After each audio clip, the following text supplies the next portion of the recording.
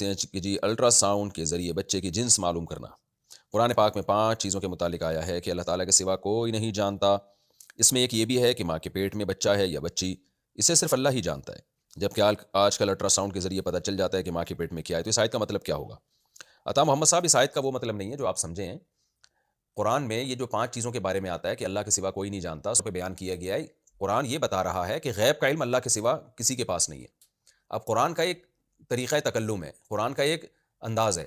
قرآن جزیات کے پیٹ میں جھانک کے دیکھا جائے کیا ہے، اور بارش کا پتہ ہی نہیں چل سکتا تھا، زندگی کا پتہ ہی نہیں چل سکتا تھا کہ جاتا ہے نا کہ آج آپ نے مرنا ہے، اس کو یقین ہوتا ہے کہ غیب کا علم اللہ کے سوا کسی کے پاس نہیں ہے۔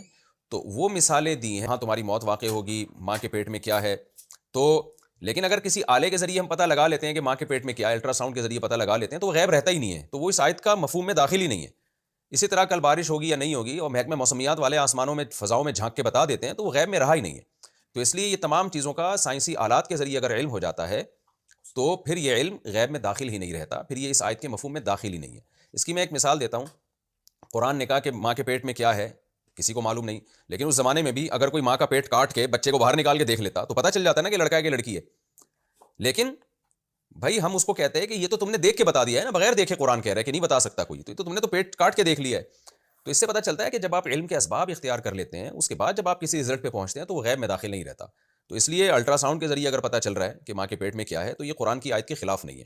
تو قرآن نے اس آیت میں جو سمجھایا ہے نا، مثالوں کے ذریعے یہ سمجھایا ہے کہ غیب کا علم اللہ کے سوا کسی کے پاس نہیں ہے۔ تو جب الٹرا ساؤنڈ سے یا آلات سے آپ نے جھانک کے دیکھ لیا تو وہ غیب رہا نہیں ہے، جب غیب رہا نہیں ہے تو اس آیت میں داخل ہی نہیں ہے۔ تو خلاصہ